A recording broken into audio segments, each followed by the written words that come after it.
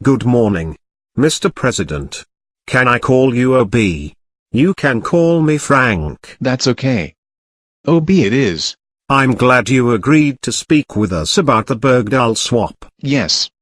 I will be happy to clear up much of the confusion associated with the Bergdahl exchange. It seems that most everybody, both sides of the aisle in Congress, the military, and the public, were pleased that you negotiated to get Bergdahl back. Well, if that's the case, what are we going to talk about? Unfortunately, there is a lot to talk about.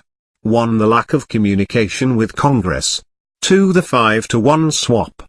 3. The seeming lack of control of the 5 Taliban leaders. All right. Where would you like to start? How about the lack of communication with Congress? In the past you would have gone to them for approval. But not this time. Why? Why, Frank, I'll be perfectly honest. There was a soldier who appeared to be sick and wasn't going to make it. So I decided. Just me. I was tired of pissing around with Congress. So you felt you had to get the job done. Right. I saw an opening. We didn't have time to waste going to Diane or Chambliss. I wanted to move. To make a statement. No soldier left behind. I'm Commander-in-Chief. But now you've upset their apple cart. How can you expect Congress to work with you in the future? I expect them to work with me. The same way now. As in the past. Pure obstructionism will continue. As it has from day one. I don't expect Congress to change. So you've given up trying to work with Congress. What will historians say about your presidency? I can't worry about that. I have to get things done. I don't want to be a do-nothing leader. Now what's your next question? Many people are upset with the 5-to-1 swap.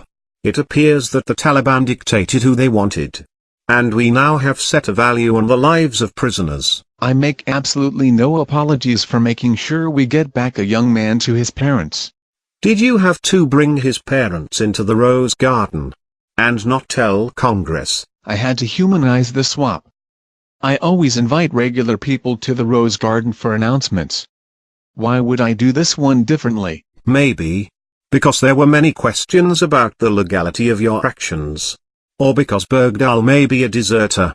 Or because in the end you pissed Congress off. Look, I told you the whys and how I feel about Congress. Let's move on to the last point. Okay, last point. Everyone believes the Taliban commanders will return to the battlefield. And the lack of restrictions in Qatar seemed to ensure this result. Why did you do it? Listen.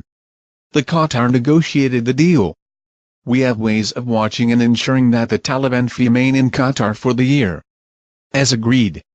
It's a watch closely and be prepared to act. Abi, you have to admit that your diplomatic track record does not instill confidence in the people of this country.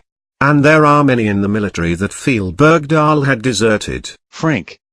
All I can say to that is, the Bergdahl case will be thoroughly investigated by the military. And I, like him, should be considered innocent until proven guilty. And how about intelligent until proven stupid? Or right until proven wrong?